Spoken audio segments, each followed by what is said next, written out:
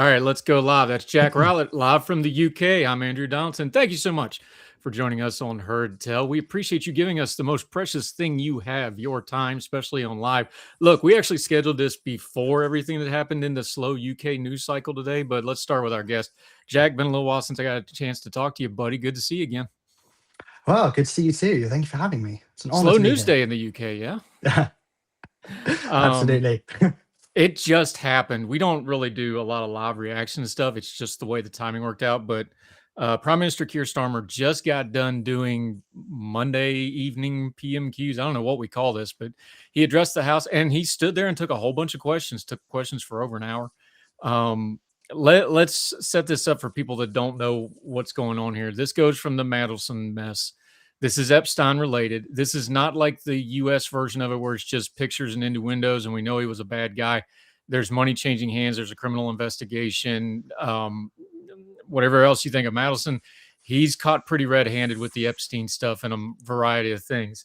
Now, we should be clear his charges are on the money and influence side of it, not on the. By the way, I've never heard the term pedophilia pronounced so many different ways than I heard. I counted 6 different ways, 6 different people pronounced it. He's not explicitly charged on that side of it. It's the money side of it. I think we should be clear on that to be fair here. However, everybody Yeah. knows who the guy was because he had already been convicted by this point. Keir Starmer appointed him ambassador to the U.S., and that's when the mess started, and that got us to today. How would you summarize this scandal? And really, because this has been going on since, the fall of 2024, December 2024. Boy, you want to talk about a slow motion disaster everybody saw coming and it just keeps avalanching and nobody seems to really be able to stop it. How would you put this in kind of a soundbite for people that haven't kept up with it? Well, I think it's the biggest scandal in British politics, possibly in the 21st century. Wow, that big. I mean, it's absolutely appalling that Starmer appointed this man in the first place. Um, Really, you have to go back 30 years, right? Peter Mandelson was a totemic figure in the kind of New Labour era. So the last time that the Labour Party was out of power. And he was one of the masterminds behind getting Tony Blair into office. One of the kind of big kind of intellectuals and campaigning minds behind the kind of Blair project. And he was then in the cabinet and he was forced to resign over a big scandal about potentially taking cash in exchange for easing the processing of passports. And then a couple of years later, he was brought back into the cabinet as a minister again, and he was once again forced to resign in a scandal. This time about not declaring a loan that he had received, and then he goes away, and nearly 10 years later, Gordon Brown, Tony Blair's successor as Labour Prime Minister, this is in the late 2000s, brings Mandelson back into the cabinet again for a third time. And he makes Mandelson essentially the second most powerful person in the British government.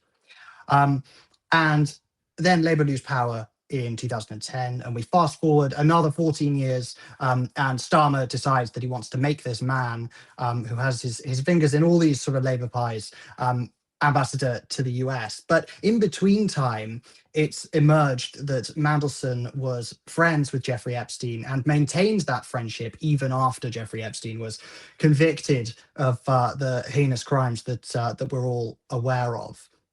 And then, of course, across the pond, over in America, the Epstein emails get released. And in them, it shows that Mandelson, who had claimed that he was no longer friends with Jeffrey Epstein once it became clear kind of who Jeffrey Epstein was, and that he was a paedophile, it becomes clear that was nonsense. Mandelson maintained his friendship with him, and even kind of belittled or downplayed the significance of the crimes that Epstein committed. And so, as a result, when these emails came out last September, he was forced to resign. He was sacked by Starmer. And then fast forward to this year, it emerges in a new tranche of emails, and this is where it really becomes, I think, the biggest scandal in British politics in the 21st century, is that Peter Mandelson, when he was the second most powerful figure in the government under Gordon Brown in the late 2010s, was leaking market-sensitive, top-secret information to Jeffrey Epstein that Jeffrey Epstein could then profit from. And we know that from the emails. And then this links to Starmer, because Starmer decided to appoint Peter Mandelson to the job of ambassador without vetting him first. And this is how brings us forward to today, where it's emerged that that Starmer was advised that Mandelson should, or any candidate for the ambassador role, should go through that vetting process before they are appointed, and that did not happen. Now, the lead civil servant at the Foreign Office basically overruled the vetting process, which Mandelson failed, and allowed Mandelson essentially to take the job. And so number 10, Starmer, is saying that he wasn't told that Peter Mandelson had failed the vetting, and therefore, although it was unfortunate and he regrets appointing Peter Mandelson, it's basically not his fault. And this civil servant, Ollie Robbins, in the Foreign Office, is appearing tomorrow before MPs, and is reported to essentially be preparing to say that he wasn't actually allowed to provide that information to number 10, but that also, because the Prime Minister had already announced that he wanted Peter Mandelson for this role, it was basically a done deal anyway. So that's a kind of potted history of the scandal. I appreciate that was maybe a bit longer than you were anticipating, but no, you did it does good go on back that. a long way. No, you did good on that. But let's start with the piece that I think helps us kind of turn down the noise on this whole thing. Let me phrase it this way.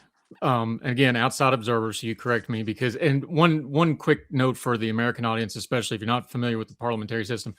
In America, we're used to the president and Congress fighting with each other because that's mutually helpful to both of them, because they can both pretend they're not running the government when they both are, and they fight.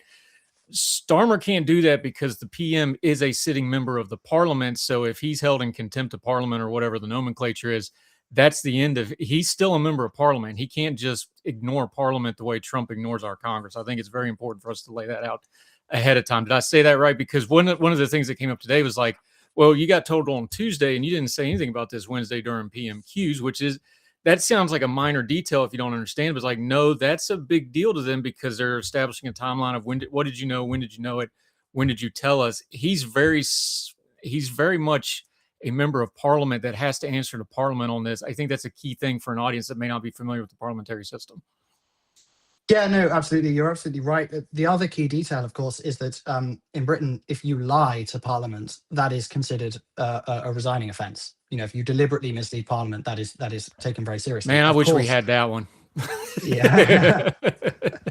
It might help. But of course, the thing is, politicians, you know, how do you prove that someone was lying and that they didn't accidentally mislead Parliament? So that's the kind of issue. But it kind of harks back to, you know, a couple of years ago when we had Boris Johnson kind of misleading Parliament over whether there'd been parties during the COVID lockdowns. It is taken very seriously, and you saw Starmer today in Parliament go to kind of great lengths and take kind of say that he didn't deliberately mislead Parliament, and sort of ducking away from any questions that might have resulted in him sort of inadvertently admitting to having misled Parliament. Yeah, hold that thought, because that came up today. Specifically that example, because that was Keir Starmer on the other side of the dispatch boxes accusing Boris Johnson of that. But we'll get there in a minute. Let's back up, because I think the one thing that cuts through the noise on all of this, and why it's such a glaring offense, not even the politics of it. Look, let's be adults. Cabinet positions and secretary positions for over there, those kind of postings, the prime minister, yeah, he picks them, but a lot of those he's told who to pick. The party has, the apparatus is involved in that. There's a lot of internal politics to that. You get told who to pick for a lot of those things. You do not pick an ambassador of the United States if you're in the UK without the UK running that through whoever the admin in the United States is. That conversation happened. Let's be adults. My question is, Keir Starmer, trained lawyer, who has a reputation for being anal attentive on details and being obsessive over avoiding pratfalls and controversies to the point that he's accused of not having a personality. That is his personality, is that he doesn't have a personality. He's a bureaucrat and a lawyer, right? And then all of a sudden, on this one thing, on the most important diplomatic posting in the UK outside the Home Secretary, the ambassador to the US, at least on paper, all of a sudden, everything we know about the man's character went out the window on this one thing. That just doesn't compute for anybody, whether you're for him, against him, or indifferent. It just doesn't make any sense. Then you put in all the Epstein stuff, and people rightly have a whole lot of mess here. And I think we got to start there and you said it yourself, Keir Starmer basically admitted it today in his apology, and then all the MPs brought it up in attacking him on it. Why did he decide that Mandelson was so important that he was just going to pick him no matter what? I think that's the core question I'd like to get to. Even before you get to the Epstein stuff, is like, was that he wanted him so badly, or he was told to have him so badly, or somebody else told them to have him so badly? I think that's the key piece we may never know. But I think that's the heart of the scandal right there, is like, why did everything change for this one guy that was clearly compromised? And now that's led us to here, because everything else then makes sense of like, oh, well, we can't discuss all the, because it's not just Epstein. He has Russia and Chinese business ties that I think that's what they're hinting at when they're saying we can't talk about some of this publicly. It's national security. I'm guessing it's probably something to do with some of those ties. There's the Epstein investigation itself. Remember, there's active Epstein investigations in the UK itself, not just the high profile ones like Andrew of the formerly of the royal family, and now Keir Starmer himself and Mandelson. There's other, in fact, all that is part of it, but all that falls into place. But we don't know, why was it him that was so important that they put him in this role and threw all the rules out the window for him? Yeah, I think, of course, the backdrop to this is that Keir Starmer is a pretty inexplicable prime minister. Like, he repeatedly makes decisions that don't seem to make sense to anybody, even his own supporters, right? So that's kind of the backdrop. But I think there's two strands to this, right? The first is Peter Mandelson is a figure with, understandably, given his history, lots of contacts within the Labour Party. And one of his key contacts was this guy called Morgan McSweeney, who I'm sure you've not heard of in America, but in Britain, Starmer's he was chief of staff or whatever. Starmer's You don't call it chief chief of staff. What do you call it? Well, no, we do now. We do now. Okay. Yeah, no, we do. This is a relatively recent thing. In the last 15 years, we started to call it that. We win again. But yes, exactly. I mean, I know you follow it, so you're aware, but Yeah. I'm sure most of your audience probably haven't heard of I Morgan Googled it. I McSweeney. cheated, but go ahead. Right. But yeah, he was kind of Peter Mandelson's protege, in a sense, and Morgan McSweeney, this is kind of masterminded Starmer's rise to power, did his leadership campaign back in 2020, ran the general election campaign, and then became his chief of staff. He's now incidentally resigned a couple of months ago over the whole Mandelson saga. But I think that's probably part of it. We may never know, but I suspect Morgan McSweeney would have had a lot of influence on the decision to appoint Peter Mandelson ambassador. And I think particularly when you have someone like Starmer, who, as you were sort of saying before, doesn't really have much of a personality or much of a presence, the people around him kind of build their own kind of presence and perhaps push it on to him. So I think that's one strand. I suspect the other strand is actually maybe, and maybe this is a bit controversial, but maybe the Epstein stuff sort of helped Mandelson's candidacy rather for the ambassadorship, because back in January or late 2024, when we were deciding on an ambassador, I think it's hard to overstate the kind of sense of crisis that Britain and Europe were feeling about the fact that Trump was returning to the White House. We were panicking really intensely about that. And I think maybe there was a sense that if you put in this kind of slightly grubby but clearly politically talented figure and make him ambassador to the US, maybe he will be able to woo Trump, because he's sort of similar to Trump in kind of having that kind of underlying corruption, that connection to Epstein. I do wonder if that factored into it. What does that say about both of our countries' politics right now? It's like, oh, we have to send somebody that speaks the same corruption language and has the same money streams as the guy that's in charge. That's who we got to send as an ambassador. That's pretty damning on both our systems of government and our societies that tolerate them right now. Yeah. Because I'm just sitting there listening to you, and I know you're 100% right, because one of my core principles is not ideology. It's follow the money and the power structure, and then that gets you pretty close to the truth, and then you can start figuring the rest of it out. I think you're right, because nothing else about this makes any sense. Is the powers that be wanted this guy in charge. He put one of his guys close enough to the PM to get the posting. We know how those things work. I mean, and there's nothing in a vacuum, nothing wrong with that. That's how that always works. The chief of staff is the gatekeeper. They get to pick those things. But then when you know that there's corruption involved, and there's foreign influence money involved, and there's foreign business ties, The problem now is if you're Keir Starmer in the Labour government, if that guy is that entwined into the government over multiple premierships going back and that entwined in the party, you're going to have a hard time for anybody in the party, disavowing it. And I think that's where they're at with this.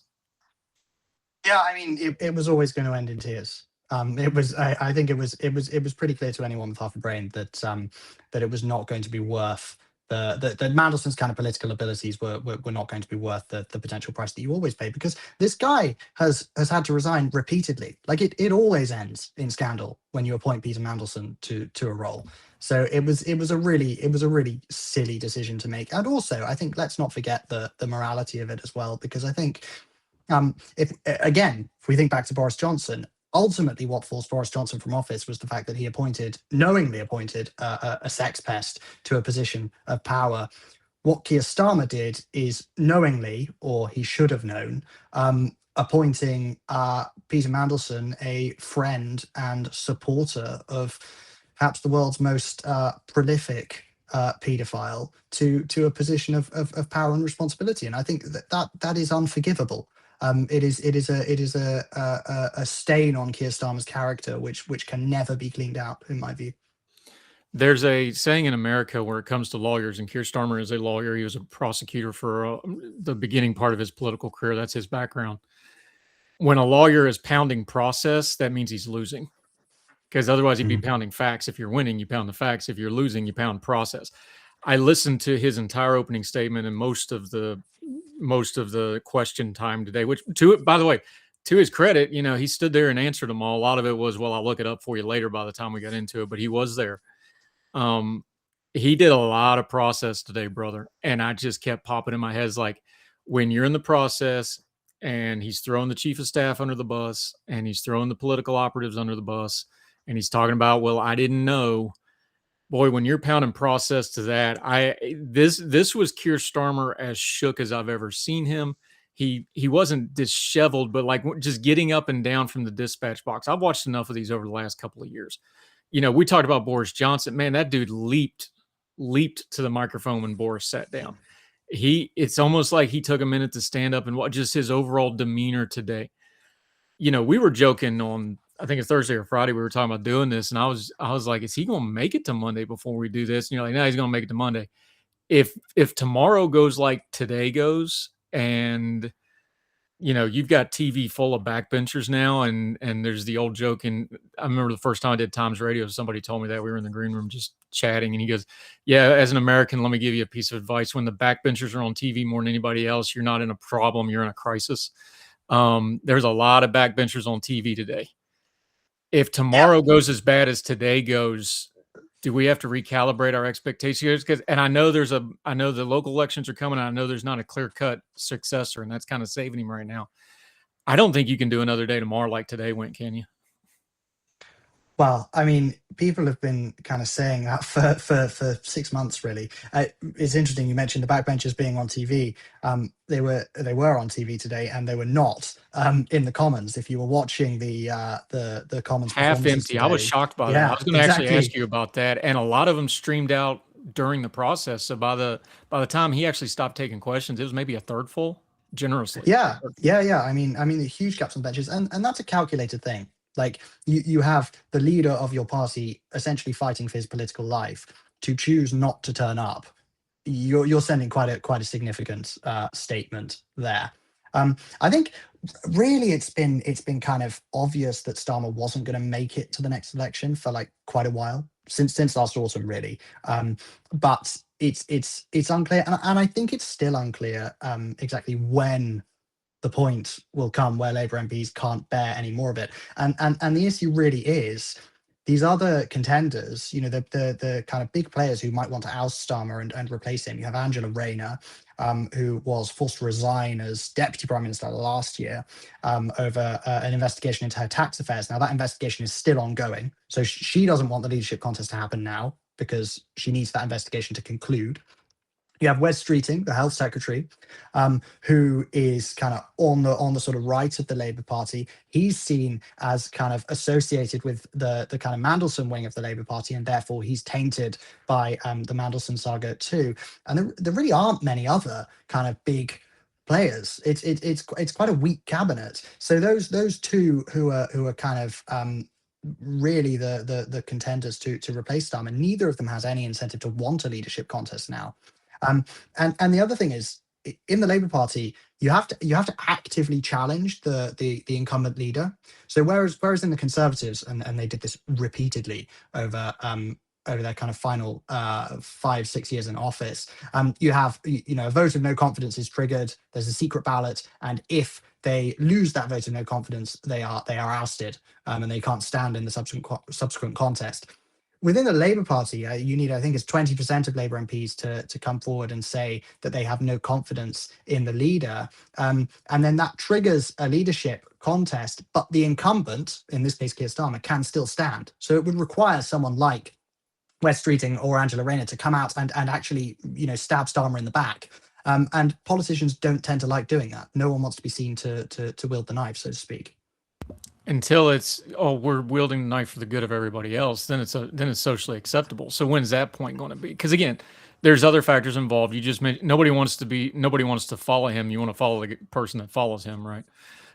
You have the local elections coming, which look like they're not going to be particularly good for Labor. I doubt this helped that very much.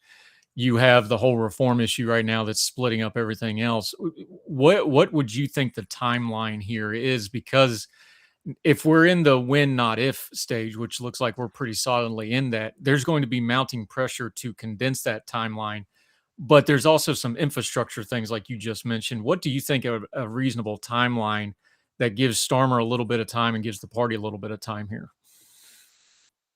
I suspect there's kind of a couple of pressure points. So you mentioned what might happen tomorrow. When Ollie Robbins goes before MPs and answers their questions, we don't know what's going to come out. It could be that there's a piece of information we don't know at the moment that is going to come out and destroy him. Because if it becomes clear that if it becomes irrefutable that Starmer knowingly appointed Mandelson to this position despite all the issues around him, and the vetting failure, at that point his position would be untenable. Equally, you have the local elections in a few weeks. There's been so much talk about them being really bad for the Labour Party that it's kind of priced in now. So unless those local elections go much worse or even worse rather, than we're currently expecting them to go, I suspect he probably survives that too. I think really much ironically, if the state of the country improves, if the state of the economy looks to be slightly on the up, I would say that makes a leadership challenge more likely. Because the other big factor is that we've obviously got the war in the Middle East going on at the moment. Inflation is rising. There's a strong possibility that the UK economy goes into recession. Actually, if you're going to challenge Starmer, you want to be challenging him when that has bottomed out and things are improving again, which may well be not until next year. Yeah, there'd been talk that Starmer had actually maybe got it. In America, we call it the dead cat bounce, where it's like it just can't get any worse. So his numbers have come up a little bit just because it couldn't get any possibly worse. There'd been some talk before this really exploded over the last, well, let's say the last 3-4 weeks when the report came out. There'd been some talk of a little bit of a dead cat bounce, where at least it looked like things had maybe stabilized for the moment. Is this going to start another cycle of derision? How's this going to play? Because I don't think anybody's going to say that this went well. It went worse than people thought. I'm just scanning through the British stuff. The Times, Sky. You pick who you want to follow. LBC. Who across the spectrum, people are like that did not go well. Is it going to have any effect? Because again, the bar is on the floor for Labor in this election. And the public opinion, there's not a lot they can do because of the structural stuff we just talked to. What do we watch for the next couple of days, especially after tomorrow, if this testimony gets as ugly as we think it might get? Well, I think we'd have to watch for the actions of the people of the other members of the cabinet, really. it was interesting. Douglas Alexander, who's the Scottish secretary, was saying, I think it was yesterday, it may even have been this morning. Things are moving so quickly at the moment, but he was saying on TV that he thought Starmer would stay Labour leader for the foreseeable future. And that type of softening of the language suggests that maybe there are kind of figures in the cabinet who are sort of thinking about the future beyond Starmer. Um, I just can't see it changing though, because I just don't think there's an incentive for anybody to really oust him, unless things become so bad. It becomes so obvious that he knowingly made an enormous mistake, that his position becomes untenable. But really, if you're a Labour MP, Labour are currently polling about 16-17% in the polls. In a couple of weeks, they are going to lose thousands of seats at the local elections. If you're facing that news and you're not angling to oust Keir Starmer, like, how bad do things have to get in order for you to decide that you do want him out? Like, I sort of think it's hard to imagine the situation for the Labour Party getting worse than it is at the moment. And historically, Labour are just really, really bad at getting rid of unsuccessful and unpopular leaders. And then the conspiracy theorists will go, well, of course they want to hang that massive L that's coming on Keir Starmer before he goes out the door, which there's probably truth to that as well. Let me bring it up to you this way, because I was talking to a friend in the UK, and the first response I got from them, truncated to my question, was basically like, "Now this is just a microcosm of the last couple of years. It's all bad. There's no good answer, and we're all stuck with it."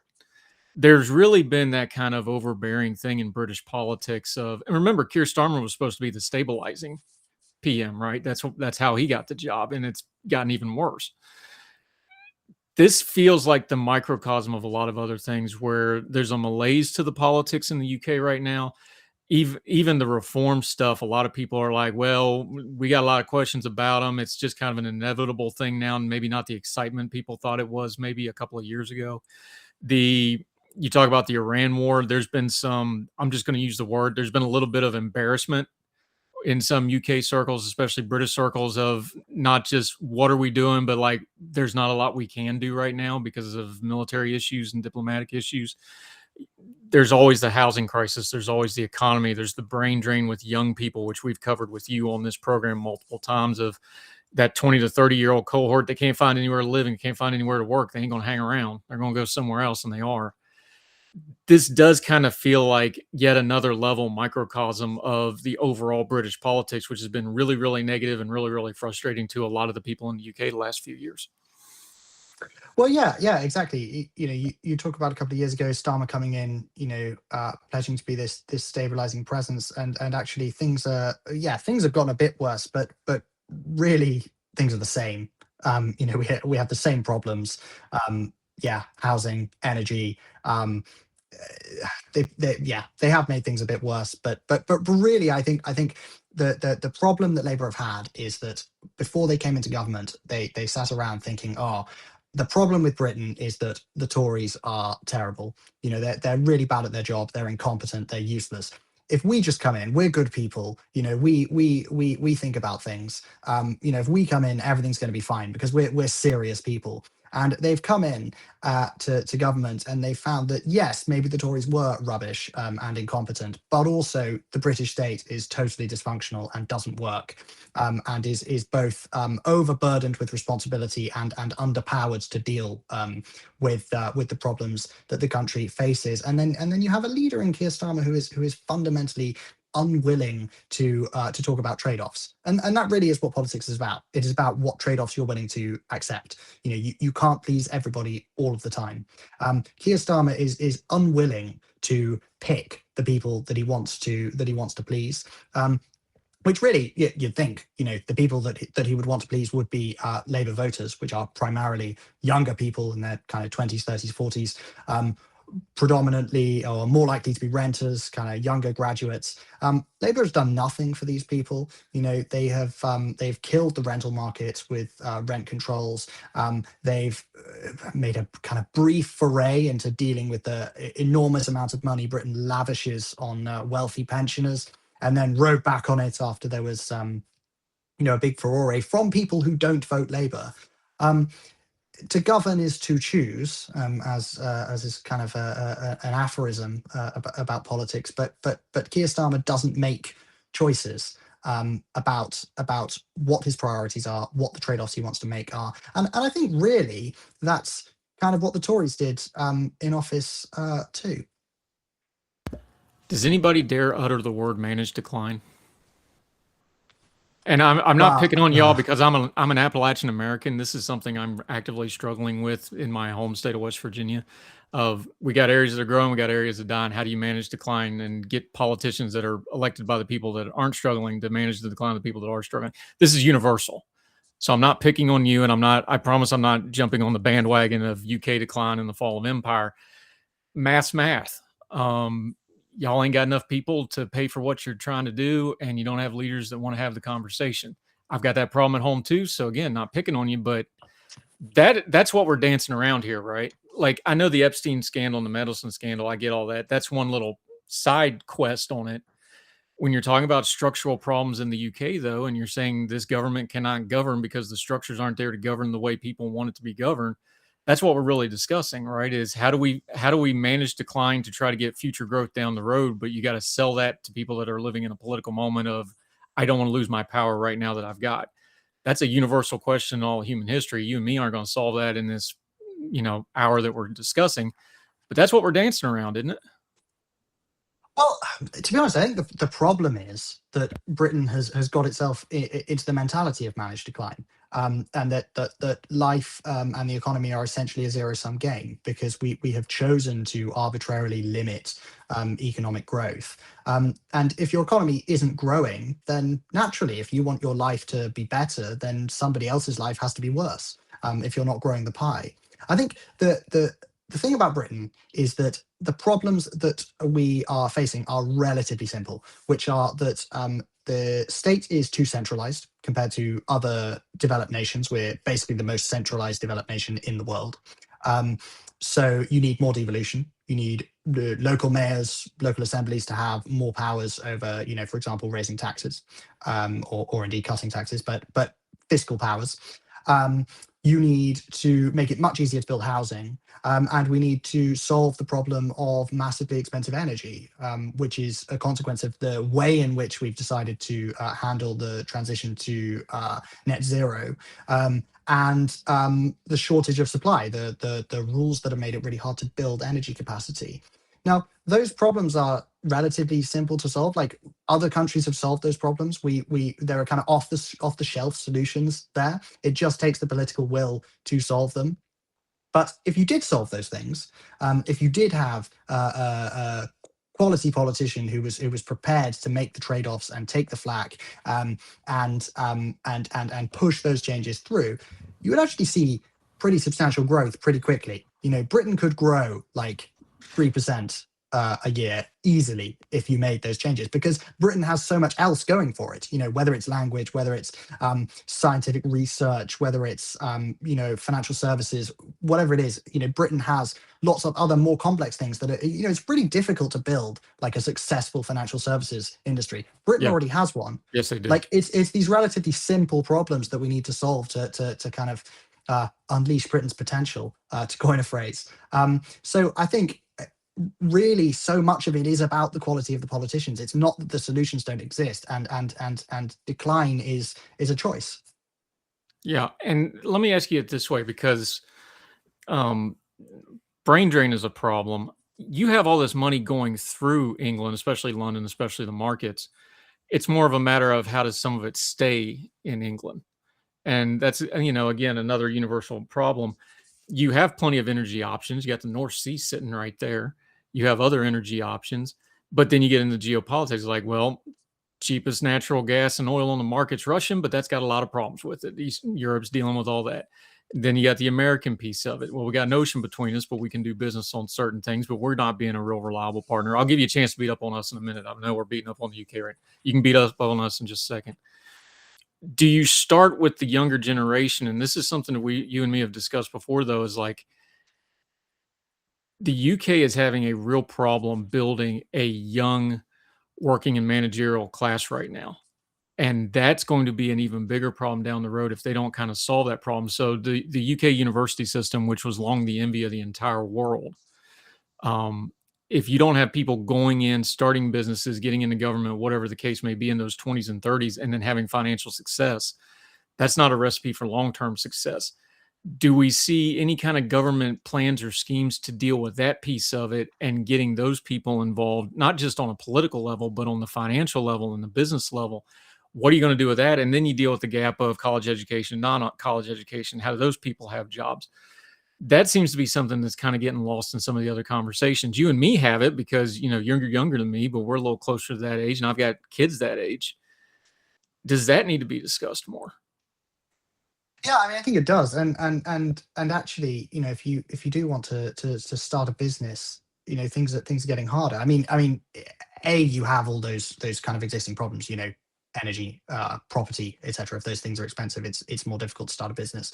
But you also have, for example, we've brought in loads of new labor relations regulations, new workers' rights, which make it much harder, or really disincentivize companies from hiring people, disincentivize you from starting a company, um, and disincentivize you from creating jobs because those jobs are taxed.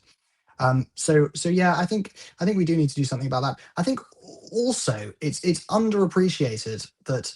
So yes, Britain has massively expanded the number of university places over the last 30 or so years, and roughly half of all young people go to university now, and graduate salaries relative to the rest of the economy have fallen really substantially. And people often say that this is because there's a kind of elite oversupply. You're pushing too many people to go to university, and therefore you have too many people with those kind of university level skills, and therefore naturally, because there's such a large supply of those skills, it pushes down the wages for those roles. But actually, if you look at other countries that have seen similar expansions in the university educated population, they've actually seen graduate salaries continue to rise relative to the rest of the population. So I think this comes back to the relatively simple problems that Britain is suffering from. It suggests that actually it is those issues that are resulting in not enough jobs being created, not enough new businesses being started, not enough opportunities for graduates, for example, because other countries that have solved those issues and have a similar supply of university educated people are seeing better outcomes for those graduates. What do you think the number one economic issue is from an outsider looking in at England or Britain and the UK more broadly?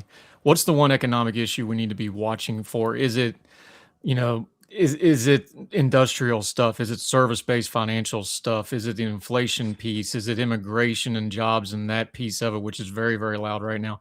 What's the one thing we should be watching to see which way the wind's blowing on how the UK is going to be dealing economically here in the near future, especially with all this other scandal kind of sucking up all the bandwidth? Well, I hate to sound like a broken record, but it is energy. I think energy is probably the most important issue, and I would say that because the decisions that the British government is making now are locking in a really awful energy system for decades to come. The government has decided to massively ramp up wind power, and wind power is unreliable. You don't know when the wind is going to blow, and you also need to build far more turbines than you actually need um, capacity for, because when a 1 gigawatt wind farm is but it's only windy enough for it to operate at 50%. In order to supply 1 gigawatt of energy to the grid, you actually need 2 gigawatts worth of wind farms. So you're having to build out massive amounts of excess capacity, which is enormously expensive. You then, because wind, where it is windiest in the UK, is far away from the population centres that consume the most electricity, you have to massively upgrade the grid. So we're spending billions and billions and billions of pounds on this. In order to connect a gigawatt of wind energy to the grid, it costs about £1 billion, whereas to connect roughly the same amount of energy powered by nuclear costs 150 million.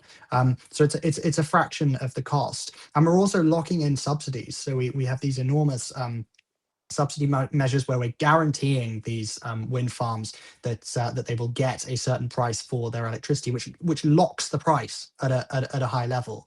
And then also we have all of these renewables subsidies, which I mentioned before, and social policies to kind of subsidize energy for poorer households. But we put all of these onto bills themselves, which makes energy artificially expensive, whereas other countries pay for those things out of general taxation, so you don't have that kind of disincentive to use energy. And we also levy loads of carbon taxes on electricity, but not natural gas, which again disincentivizes people from moving from gas boilers, for example, to heat pumps, which use electricity simply because that electricity is so expensive. And I think this explains so much. It explains why there has been a kind of reduction in the rate at which living standards are growing, because people are spending so much money on energy and housing too. But it also explains why there's such a regional divide in Britain, because the high cost of energy has essentially killed British industry. Because it is just not sustainable to have any form of heavy industry when energy is so much more expensive than your competitor countries. And those industries were heavily concentrated outside of London, in the Midlands and the North and in Scotland. And it's those places that have seen, big regional disparities open up between there and London. Those are places that have not recovered from the financial crash. And I think that is really as a result of the really poor energy choices that Britain has made. England is a nuclear power. What prevents it from getting a nuclear power grid? Well, it's an interesting question. So partially, it's just down to the way we regulate it.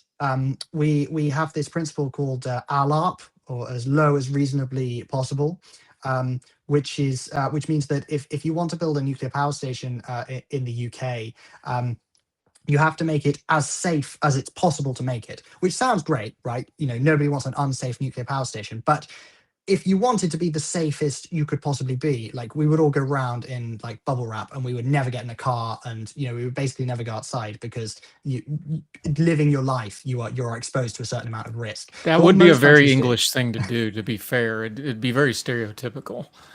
Well, yes, yeah, perhaps. The thing you have to remember is the people who are still in Britain are the ancestors of the people who didn't go off to colonize half the world. We're the people who like to stay at home. So yeah, that felt like a dig. That felt like a dig. I ain't gonna lie. Not at all. But so yeah. So nuclear power. You have this terrible regulation system. So you rather than as other countries do, saying this is an acceptable level of safety, you need to meet this level of safety. So say the level of background radiation in Cornwall, which is an area of southwest England, it has a higher level of background radiation because of the type of rocks that are there. There's no elevated risk of cancer if you live in Cornwall. So we could say, if you build a nuclear power station, there cannot be any more background radiation than there is naturally in Cornwall in the UK. That would be a reasonable level to put it. And instead of that, we say we just have to keep making them safer and safer and safer and safer, even if the risk actually isn't worth it. So like there's 2 nuclear power stations that are being built in the UK at the moment. They are set to produce the most expensive energy of any nuclear power plant in the world. They're facing massive cost overruns. But the biggest reason for this is that there's constantly this safety creep. So you have to build like massive concrete hulls around them, which, fine. These concrete hulls are designed to like absorb the impact of a jumbo jet. So if there's like a terrorist attack, but then ALARP says, well, you're still going to make some money from this. Therefore, actually, you need to build a second load of concrete around it so it can withstand 2 jumbo jets. And so you have this constant safety creep where they're adding more and more regulations. We had this issue where I think it was, I can't remember if it was Sizewell or Hinkley, but one of them, they had to add a load of new meshes to the reactor designs halfway through the process of building them, because somewhere else in the world there was a nuclear power station that had added these meshes, and therefore that kind of expands the scope of as low as reasonably possible. So we're constantly adding that. So rather than saying this is the safe level that you need to meet, we have this really discretionary system where the nuclear regulator isn't prepared to say exactly what safety means. They just add loads and loads of new things on, even if it doesn't actually increase or protect anybody from like cancer, for example. So that's a big part of the problem. And then there's also that it's just really difficult to build any kind of energy infrastructure in the UK. And I think the biggest part of this is that local people don't really see any of the benefits from it. Like if somebody builds a power station at the end of your road, like you're going to see a lot of negative consequences as a result of that. There's going to be increases in traffic and noise and all of that stuff. But you don't see any benefits from it, like you individually.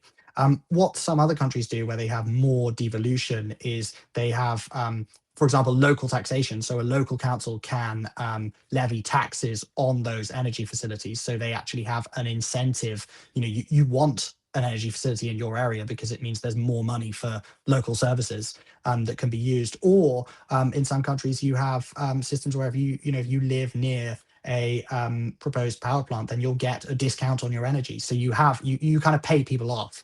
I think we really need to look at the incentive structures, because there's lots of problems in the system where there are lots of routes for people to block energy and housing and to complain about them. But actually, there's only so much that you can do to change the rules to make it easier to build. Because eventually, if you just ignore local people, you're going to end up with those people voting in a government that reverses the rules that allow you to ignore them. So you have to create a kind of durable system. And I think the only way you do that is by incentivizing those people to want that energy or housing. Yeah, and I didn't mean to get into an energy debate, but here's the thing. If you don't have a grid, you're not going to get the data centers, which are going to be that is industry now. I mean, it just is. It's not a steel mill, but that's the new industry. You've got to have, if you're going to get data centers, computer centers, those things, any kind of electrical, anything with the computing system, you got to have heavy duty electrical grid. If you want to have electric cars, you have to have a heavy duty electrical grid for EVs and things like that. You were talking about wind power. The big thing with the wind power now is you have the massive container sized batteries that go along with them to restrain that. You got to have a heavy duty grid to transmit that stuff and to use it and to switch it over. All of that. So if you want to have this big, bright electrical future, you can have it, but there's trade-offs. And one of those trade-offs is you got to have a massive electrical grid with a massive amount of power. And I don't see anything other than nuclear or a whole lot of natural gas, because coal doesn't really give you enough of that. And oil is, very fungible. I think you got to go to nuclear to make it work. But anyway, all right, we've been picking on the UK. I'm going to give you a chance to take a couple shots at your wayward cousins across the sea here. I find it fascinating when I do overseas media and working with the Canadian national news folks. There seems to be this change with President Trump of the U.S. media overplays it, because they're like, oh, we're losing all our registers. Like, no, they understand how our electoral system works. They know they got to kind of ride it out.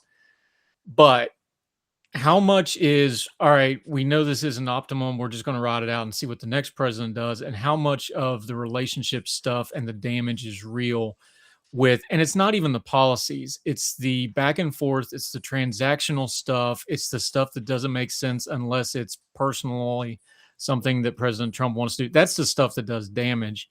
But give me a ratio from your point of view of the UK and what you hear talking to folks. How much of it is perception? How much of it is, well, we know Donald's a little off, we'll just wide him out? And how much of this is, no, we're going to recalibrate how we think of the US special relationship with the UK? Well, I think there's an increasing consensus now that actually we can't just ride it out, because one term of Trump, 2017 to 2021, that was an aberration. But actually, at the point where you guys re-elected this man, at that point it seems like we're kind of in for the long haul of America potentially electing kind of semi-autocratic leaders who don't really seem to care very much about the rest of the world. And I think there's a disparity between the attitudes that people have, or the voters have, which are, I think, increasingly anti-American. And I think it's not just the stuff like the tariffs, for example, which obviously are very unpopular, but it's also when Trump says stuff like attacking our veterans who fought alongside Americans in Iraq and Afghanistan. And I think that was quite significant, because you had obviously Trump saying those comments, saying that NATO was never been there, never fought alongside the US, and kind of making disparaging remarks about us in relation to Iraq and Afghanistan. And if you think back to those wars, Britain stood side by side with America then, and the argument was, oh well, it's we kind of have to stand side by side with America. It's worth it in the long term because it's important to maintain that special relationship. Other European countries, France, Germany, for example, didn't go to war in Iraq. And actually, I don't think it's gained us anything. Like putting to one side whether the war was a good idea or a bad idea. I think most people would say it's a bad idea now. I don't think standing with America gained us anything in the long run compared to those other countries that didn't stand with America. And so I think there's an increasing consensus that actually America is going to do what America is going to do. And if we don't want to be vulnerable to the kind of whims of the American electorate, then we need to be more self-sufficient. Whether our politicians are willing to make the trade-offs and make the tough decisions required to, for example, increase defense spending so we're not reliant on America, because that's the one thing that Trump is right about, that Europe has been freeloading off America for its defense. But it's quite a cozy comfort blanket that European politicians can pull over themselves to kind of tell themselves that, oh, maybe America will elect a kind of liberal president again in 2028, and we won't have to worry about this. But no, they do have to take action on this, and also whether we will kind of get serious about growth, as we were talking about before, because it's really alarming that all of these big, exciting companies that are kind of powering the future of the global economy, they're all American. We don't have major players in artificial intelligence or big tech in general, and the reason for that is that we've regulated them out of existence. So getting serious about that. It's unclear whether we are going to, but it's also pushing Britain and Europe closer together. That's the other thing. So whether or not Europe gets serious about sort of getting its act together or not, I think our fate here in Britain will be firmly entwined with that of our European friends. You just said something really important, and I want to drill down on it and ask you about it because I mean, I piddle in European and UK affairs. I'm not an expert. I just airdrop in and I talk to people like you and others offline to try to keep up with it, but I'm not there all the time. You are. You just said it though. How much of it is the perception of President Trump or President Biden when he was in office, or President Obama, or pick whoever, George Bush, if you want to go back to the Iraq years? What's the distinction that the average person and maybe the political class separate from them, so you can answer for both of them? How much do they split off who the president is? And you just said it. Well, if the electorate's going to keep electing people like this, we view the country different. That is really the difference, right? Is there seems to be now, it's not just, oh, there's a president of America. Now it's, oh, the electorate of America wants this to happen. That feels like a culture and perception shift in the relationship to me. And I've felt that with the Canadian friends, because, and it's even more explicit because Trump's the 51st state and all that crap, which, be they I'm the American explainer when that happened. That was a fun gig, let me tell you. Um, that feels like an important shift in the global fabric of what the Pax Americana post World War II has been, doesn't it? That feels really significant to me. Yeah, yeah, no, it does, and I think it's absolutely right. You go back to 2016, and we thought, oh well, it's kind of silly that America has elected this man, but And you I had Boris guess at the time, to be fair. he's well slightly later on, but yes, no, it's a fair point. But maybe they'll kind of see how bad he is, and then of course in 2020 kicked him out, and everything's fine again. But yeah, the decision to put him back, and of course, in between time, to have a man as president who couldn't string a sentence together, has really kind of, Fair. I think it's we've always kind of thought of America as maybe a slightly brash place, but as a fundamentally serious country. And I think over the last 10 years, that reputation has eroded. And I think it's become increasingly clear to us that we are therefore reliant for our defense on an unserious country, and that is a completely unsustainable position.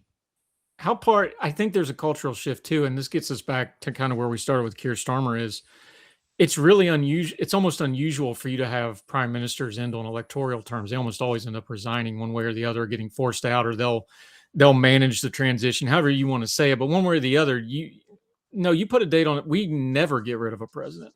And I think there's a disconnect in that too, because we just openly discussed it. Keir Starmer's done. It's just a matter of when. Well, electorally, Donald Trump came in elect. He's done, but we're sitting here going, no, we're doing this for another 2 years, 2.5 years. And it's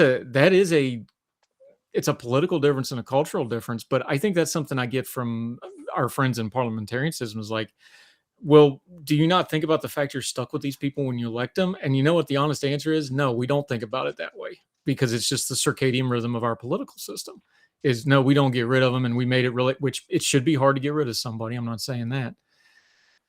I think that's something that is probably the UK friends and our Canadian friends to a little bit of a lesser extent, and the rest of the world, they just don't understand that piece of it. Whereas we kind of take that for granted that no, once we elect you, you're getting your 4 years. Maybe we should do something about that. That's another argument for another day, but that's like a mindset difference that just doesn't translate really well, isn't it? Yeah, absolutely. And also you have, as we were kind of talking about at the start, you have a different dynamic where the leader in a parliamentary system is sat with their kind of colleagues in the legislature. You don't have that. You have that disconnect between the president and Congress, and I think that probably allows the president to behave in certain ways that wouldn't be acceptable here. I mean, you talk about Boris Johnson, for example, before, and yes, okay, he's also a joke leader, and there are some comparisons that you can make between him and Trump, but ultimately, he tried to cling to power when it was clear he didn't really have the legitimacy anymore, but it didn't work out for him. Like, he was ousted. Um, that type of kind of really corrupt behavior, and telling the public that black is white, kind of trying to pull the wool over their eyes in that way, just doesn't really work to the same extent in a parliamentary system, I don't think. And you have that constant competition as well, because actually, yeah, as you say, Trump, he may be a lame duck, but he knows he's essentially safe in office until 2029. You don't have that in our system. Even if you win by a landslide, like Keir Starmer did a couple of years ago, there is always the possibility that one of your colleagues will be able to take over your job, and so you're constantly competing with them, essentially. And so, yeah, absolutely, you have a different dynamic there. I remember doing media with some of your folks over there during the Boris stuff, and they were doing the Trump comparisons nonstop. And I'd always use this example. It's like, I don't think I'm ever going to hear Donald Trump, quote Homer in the original Greek. I don't think I'm going to have to worry about doing. So to be fair to Boris, he actually did pay attention in school, unlike maybe our president did not. So I will give him that much. Let me give him that. Let me hit a couple real quick things, and we'll get you out of here. Appreciate your time today, but let's talk about who was helped and who was hurt by this current situation with the Prime Minister Keir Starmer. Let's start with the opposition. Kemi Badenoch, I thought she came off really well today. She turned it down. She hit her points and got out of the way. She realized when the fish is flopping on the dock, let it go and let everybody watch. I think she came off well here today. Yeah, I would agree. I think she comes out of this crisis really well. I think she's consolidated her position as leader. You go back 6 months, there was a lot of talk that she was going to be ousted. There's no talk whatsoever of that now. She's done such a good job at the dispatch box, not just today, but over the last few months, that I think she's safe no matter what happens at the local elections next month, which incidentally, we've talked about Labour and those elections being disastrous for Labour. They're also going to be really bad for the Tories too. But I think things are looking up. I think there's a sense that she is a more serious figure, and maybe is willing to confront those kind of trade-offs that we talked about before, and willing to kind of not just say what people want to hear. And I think people like that in a politician. Yeah. The predominant story of the last few years before the Starmer kind of crash out spiral, whatever you want to call it, over the last 18 months, Reform Party, where are they at on this? Again, even Farage has kind of been smart enough, like, just don't say too much about this, kind of let it go, although he can't help himself sometimes. But where's Reform sitting now? Because it almost started to look a couple months ago like maybe they had peaked a little too early. Not that they're not going to win massively, but it seemed like it had kind of peaked off maybe a little bit. Where do you think they stand now today? Well, they're down significantly in the polls. They were about 11 points ahead about 6 months ago. They're now only 5 points ahead, and trending downwards. I think it's kind of baked in that they're going to do pretty well at these local elections. And of course, that it's not all of the UK that is voting. It's only kind of different pockets of councils that are voting. But I think the thing that's harmed reform more is they're kind of seen as associated with the sort of Trumpian politics. And Trump's behavior in office has harmed not just in Britain, but also kind of across the Anglosphere, in Australia, in Canada, has harmed parties that are seen as associated with Trump's brand of politics. And if you talk to people here, I think there's a lot of voters who are really depressed. They feel that all the other parties have failed, and they're open to voting for reform, but then they look at what's happening in America and they really, really don't want that. And there was a focus group recently, and there was a woman who said that she was tempted to vote reform, but then she wasn't sure that she could live with herself for voting reform. She wasn't sure that if reform got into power and they started doing things like Trump was doing in the US, that she would be able to kind of reconcile that decision that she'd made. So I think people are feeling that they actually, yeah, they don't necessarily want the politics that reform is offering. They just don't want the politics of the other parties. And if and when another party, maybe it's going to be Kemi Badenoch, if and when another party is able to come forward and present something serious and credible, I think the reform bubble will possibly burst. But that is not going to be in the next few weeks. No, it's not. Lib-Dems, are they still going to be mostly lost in the wash between the reform wave that's coming and the recalibration of the whatever the Tories are going to be after this wipeout in the labor, and that's going to have a lot of shifting out? Are they just kind of stuck lost in the wash and getting some questions here and there, or do you see anything changing with them? Yeah, they're pretty stagnant. They've not benefited from Labour losing popularity. They're not doing very well, not really making much noise, not creating much news. There's a lot of talk actually that Ed Davey, the leader of the Liberal Democrats, will be ousted soon. We will have to wait and see. But yeah, they're not going to do worse than they were doing previously. But they're, yeah, not going to do much better either. They're kind of stagnating at about 12%. Okay, something I follow just out of curiosity because I find it immensely amazing. But post Sturgeon Scottish politics, after the Sturgeon scandal, and was that 2023 now? God, that seems like it was like last week. So 2023, that happened. The SNP basically ceased to exist as a functional political force for all practical purposes. Where's the Scottish piece of this now? Because it's gotten a little bit quieter, but it's also kind of gotten quieter because everybody got wiped out. So where are we at on that? Yeah, well, the dynamic in Scotland is that Labour looked like they were probably going to win the most seats. You know, if you looked at this kind of 18 months ago, but then the government in Westminster is now so unpopular that the SNP has been able to kind of return to prominence. They've been in power for 20 years in Scotland, and it looks. I mean, there's a chance that they will win a majority of seats in the election. Of course, Scottish system is a proportional system or semi-proportional, so it's not a first past the post system like in Westminster. So it's quite difficult to win a majority, but the SNP may well do so, and I think it's primarily off the back of kind of anti Westminster sentiment, and also the fact that the unionist vote still remains very split. We've seen Reform actually doing quite well in Scotland, and they may well finish second. So whereas the kind of independence vote is all behind the SNP, the unionist vote is split between Labour, Conservatives, Reform, Lib Dems. And so it's very hard for them to kind of confront the SNP in that way. Beforehand, the unionist vote was kind of rowing in behind Labour, and that's why it looked like Labour might be able to kind of take Holyrood in this election. But because Labour's so unpopular in Westminster, that split has occurred again. All right, our Irish friends, always interesting to see what they're up to. Where are we at in the seemingly inevitable march from the 2.5 party system to a 3 party system? Is that where we're going with this? Or what do you think is going on with our Irish friends right now? Well, I mean, I can't claim to be an expert in Irish politics. I kind of follow it with perhaps the same curiosity and interest that you follow British politics, but it's by no means my area of expertise. But it does seem to. I mean, it seems like they're pretty affected by the fuel shortages that are occurring as a result of the Middle East, and that is maybe the main dynamic in their politics at the moment, because they're so much more reliant on heating oil than we are in the UK or outside Northern Ireland, because Northern Ireland is actually very reliant on it too, and they've been having lots of fuel protests which seem to be driving populist sentiment there. One of the great arcs of my lifetime is the change in Sinn Féin and Irish politics from when I was a kid to now. Really, someday we'll get some of our Irish friends and talk about that in the future. All right, buddy. When you're looking over here at us, what's broken through, even with all the noise and the mess with Starmer and everything else going on in the UK?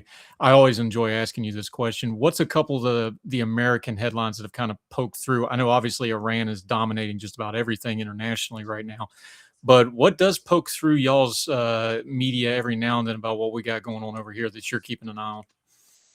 I mean, it's a somewhat boring answer, but it is just the Trump show at the moment. An interesting one. I know this was a few weeks ago, but the Melania Trump kind of coming out and saying that she had no kind of Yes. relations with Epstein was a kind of baffling one, because I don't think anyone beforehand was kind of saying that she had any kind of sort of connection to Epstein. But then by coming out and saying that she didn't, it drew loads of attention to it. That definitely had a lot of cut through, and was a subject of curiosity here.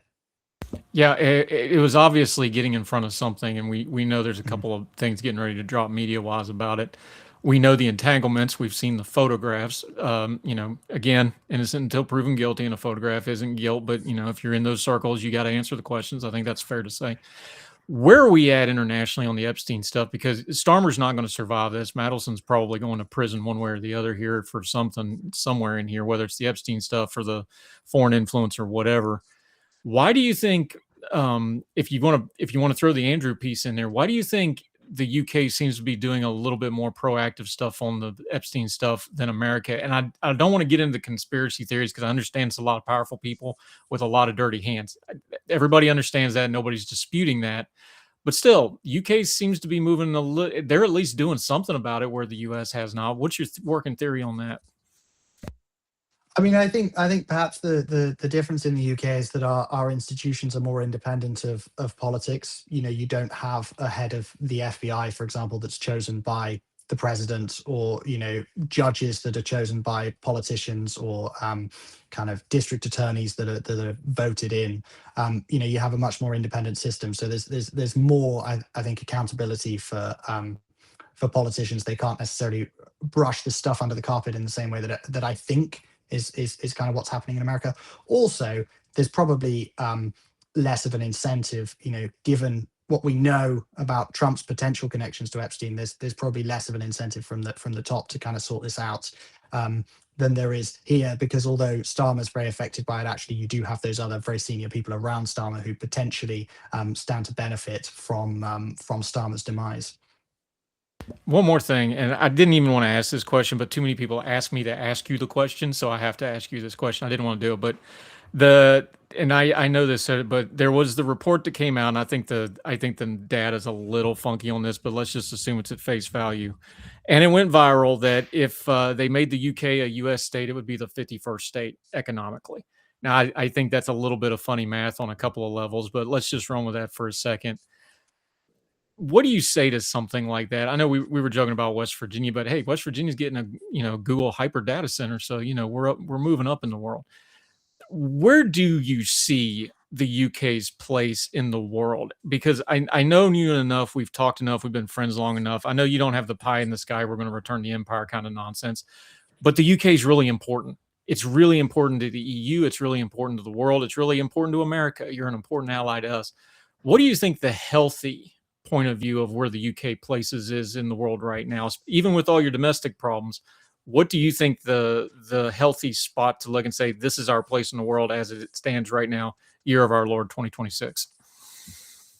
I think our place in the world should be as an ally of Europe, an ally of CANZUK, Canada, Australia, and New Zealand, and a kind of leading middle power. I think we have the real potential to take on the mantle of all of these new technologies, because we have a brilliant scientific base. We still do have excellent universities. We speak English, which is obviously a benefit too. So I think if we can regulate things smartly, and not kind of regulate these frontier technologies like artificial intelligence out of existence in the way that the EU has done, we potentially stand to gain from what's happening in America. If I was the British government right now, I would be crawling over broken glass to try and convince Anthropic to be putting as much investment into the UK as possible, and trying to create a home for that sort of somewhat more ethical artificial intelligence. I think, Britain is never going to be the world's leading power again, but we can have a lot more power and influence than we do now, and we can grow our economy much more quickly than we are doing now. I think becoming a home for frontier technologies. I think that should be our place in the world. Yeah, and again, you got enough of the world's financial markets running through you. There's no reason some of that money shouldn't be staying there for those kind of things because the money's going through there. It's just a matter of siphoning it off a little bit. All right, last question. What do we do with the special relationship with America? I know it's going to be very dependent on the leadership, especially the American side of it. But I think rank and file, just folks in the UK and folks in America, they understand it's important. They understand the history. We all like each other. We can have our rivalries on certain things, but I think it's ingrained in most of us, especially our generation, yours and mine, even though I'm older than you. I think people understand it's important and it's worth working at and it's worth preserving. What do you think we do besides just the obvious of the leadership? What do you think we need to do to work on this thing? I think it has to be Britain improving its defense posture, taking more responsibility for its own security, because then we can approach the special relationship from a position of strength. At the moment, the reason why we're so vulnerable to Trump's decisions is because we're not able to defend ourselves.